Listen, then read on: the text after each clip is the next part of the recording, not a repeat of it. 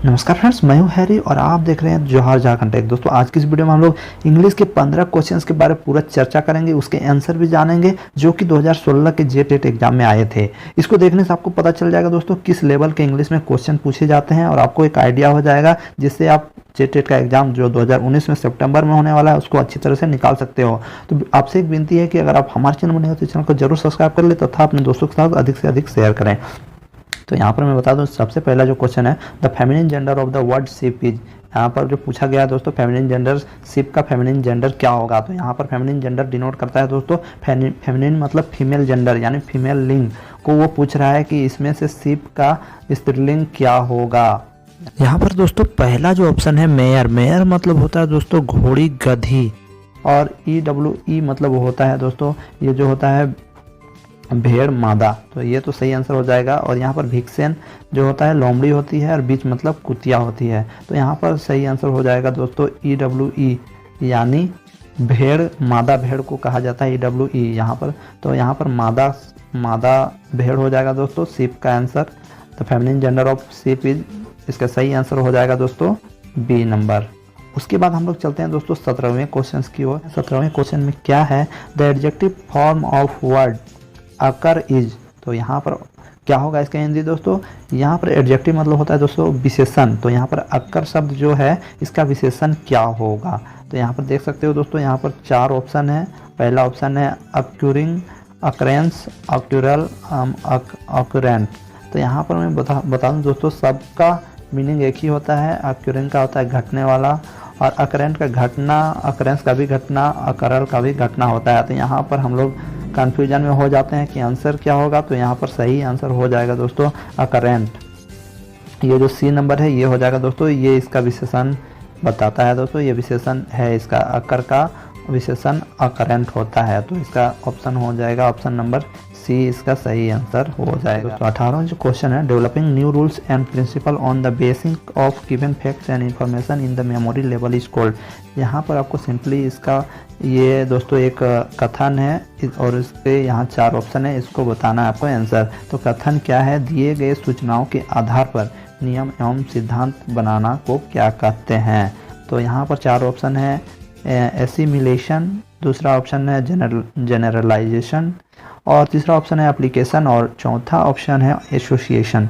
तो यहाँ पर मैं बता दूं, पहला जो है एसिमिलेशन मतलब होता है दोस्तों परिपाक या अपने आप में उतारना, जनरलाइजेशन मतलब होता है सामान्यीकरण, और एप्लीकेशन मतलब होता है उपयोगिता, एसोसिएशन मतलब होता है समूह।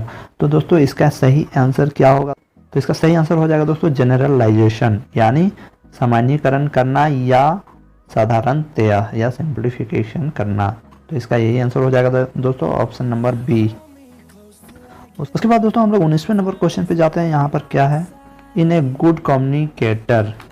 यहाँ पर मतलब हम लोग को कहा जा रहा है दोस्तों एक अच्छा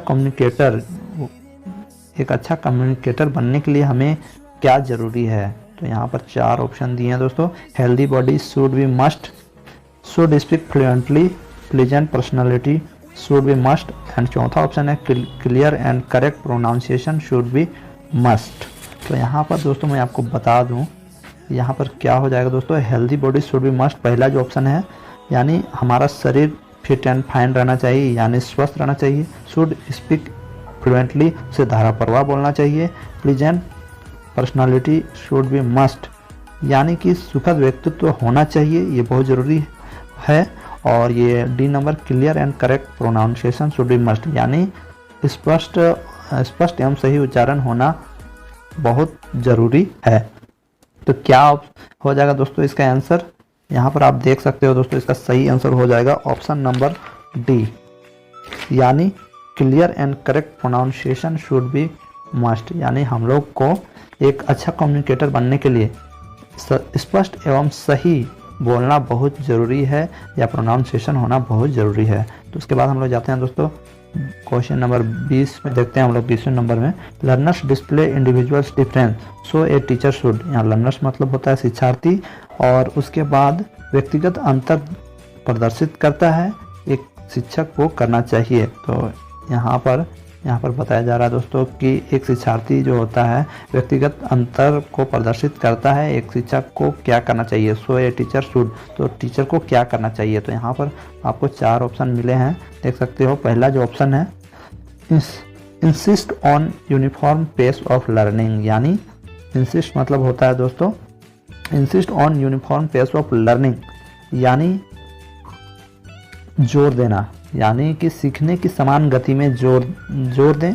और दूसरा जो ऑप्शन है इन्फोर्स स्ट्रिक्ट डिसिप्लिन, यानी कि इन्फोर्स मतलब होता है दोस्तों सख्त, और स्ट्रिक्ट डिसिप्लिन मतलब होता है अनुशासन, यानी कि सख्त अनुशासन लागू करे। उसके बाद जो सी नंबर है provide a variety of learning experience, विभिन्न प्रकार के शिक्षण अनुभव प्रदान करे, ये हो गया तीसरा ऑप्शन। और ये चौथा जो है इंक्रीज नंबर ऑफ टेस्ट, अपना जो परीक्षण की संख्या होती है, जो एग्जाम लेते हैं टीचर, उसमें वृद्धि कर दें। तो इसका सही आंसर हो जाएगा दोस्तों यहाँ पर C number, provide a variety of learning experience, यानी विभिन्न प्रकार के शिक्षण अनुभव प्रदान करे। 21वें क्वेश्चन पे जाते हैं दोस्तों। यहाँ पर लिखा है the opposite of the word seldom is, तो यहाँ पर 4 ऑप्शन है। सेल्डम मतलब होता है दोस्तों कभी कभी, और यहाँ पर ऑप्शन है पहला रेयरली, जिसका मतलब होता है शायद ही कभी, और ओकेजनली मतलब होता है कभी ना कभी, फिर समटाइम्स, यहाँ पर देखिए तीसरे नंबर पे है समटाइम्स मतलब होता है कभी कभी, और एवं लास्ट जो ऑप्शन है ऑफेन मतलब अक्सर, मतलब हमेशा। तो यहाँ पर दोस्तों देख सकते हो, यहाँ पर सारा में कभी ना कभी, कभी कभी और शायद ही कभी है, और यहाँ ऑफेन मतलब है अक्सर मतलब हमेशा, और सेल्डम मतलब होता है कभी कभी। तो इसका जस्ट उल्टा हो जाएगा दोस्तों, यहाँ पर ऑप्शन नंबर डी ऑफेन मतलब हमेशा। और यहाँ पर हम लोग देखते हैं दोस्तों 22वें नंबर पे जो क्वेश्चन है state the incident in nutshell the underline phrase means, यहाँ पर जो अंडरलाइन फ्रेज है इन ए नटसेल मतलब क्या होगा। इन चारों में ऑप्शन है दोस्तों, देख सकते हो ब्रीफ, एज इट इज, फिर बी में है दोस्तों डिटेल्ड, एवं चौथा है पिक्टोरियल। तो यहाँ पर देख सकते हो दोस्तों पहला जो ऑप्शन है ब्रीफ मतलब होता है संक्षेप, और सबसे पहले हमको इसका मीनिंग जानना है दोस्तों इन ए नटसेल मतलब क्या होता है। इन ए नटसेल मतलब होता है दोस्तों संक्षिप्त में। तो यहाँ पर मैं बता दूं ब्रीफ मतलब होता है संक्षेप में, डिटेल मतलब होता है पूरा डिटेल से, पूरा विस्तार से, पिक्चोरियल मतलब किसी पिक्चर या फोटो के माध्यम से या चित्र के माध्यम से, एज इट इज मतलब इसी तरह से। तो यहाँ पर आंसर हो जाएगा दोस्तों इसका जो अंडरलाइन फ्रेज मीन्स क्या होता है, नटसेल का मतलब होता है दोस्तों संक्षिप्त यानी ब्रीफ। उसके बाद हम लोग 23वें क्वेश्चन पे जाते हैं दोस्तों। यहाँ पर क्या है I shall have finished the work by late evening the underline words express. यहाँ पर पूछा जा रहा है दोस्तों कि सेल हैव जो अंडरलाइन है, अंडरलाइन में देखिए सेल हैव है, ये किस चीज़ को एक्सप्रेस करता है। यहाँ पर ऑप्शन में है past perfect tense, present perfect tense, future perfect tense, एवं है प्रेजेंट परफेक्ट कंटिन्यूअस टेंस। तो सबसे पहले इसको जानने के लिए हमको टेंस जानना होगा। तो मैं बता दूं दोस्तों यहाँ पर जैसे पास्ट परफेक्ट टेंस वैसे पहले है, तो यहाँ पर पास्ट परफेक्ट टेंस में सब्जेक्ट, यहाँ पर देख सकते हैं दोस्तों पहले पास्ट परफेक्ट टेंस में subject plus head plus V3 plus object होता है। उसके बाद ऑप्शन नंबर बी में प्रेजेंट परफेक्ट टेंस है, तो यहाँ पर होता है दोस्तों, यहाँ पर होता है subject plus have plus V3 plus object होता है। और यहाँ पर तीसरे नंबर पे देख सकते हो फ्यूचर परफेक्ट टेंस, तो यहाँ पर देख सकते हो दोस्तों फ्यूचर परफेक्ट टेंस में सब्जेक्ट प्लस विल हैव और shall have plus V3 plus object होता है।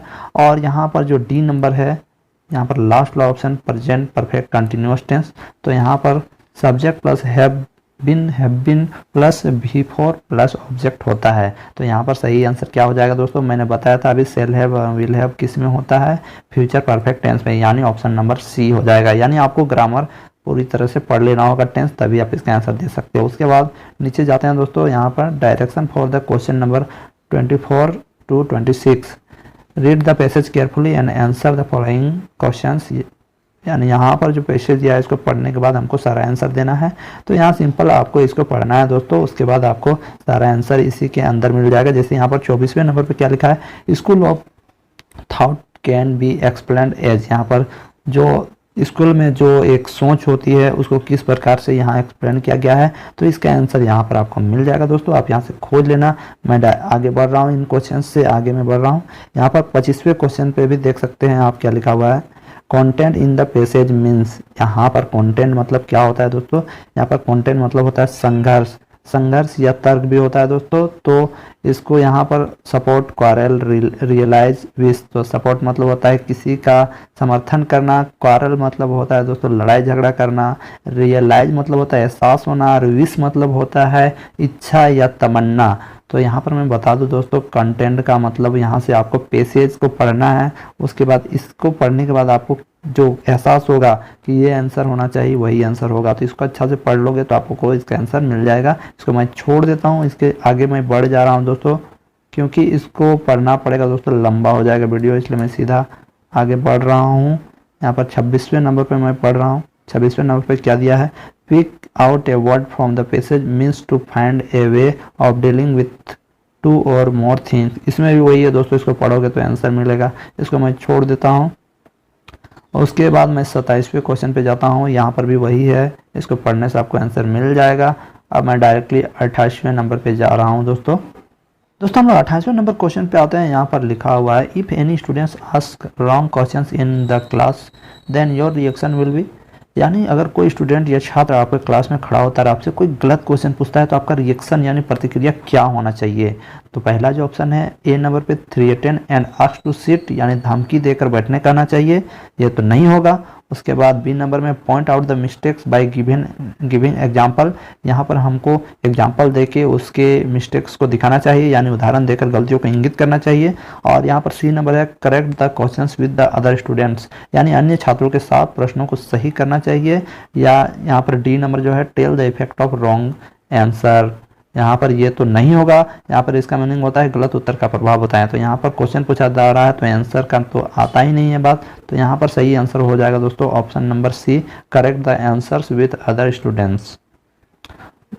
तो यहाँ पर दोस्तों सही आंसर हो जाएगा correct the questions with other students, यानी अन्य छात्रों के साथ प्रश्नों को सही करना चाहिए। और उसके बाद हम लोग आगे बढ़ते हैं। Direction for question 29 to 30, read the piece of poetry carefully and answer the question that follow.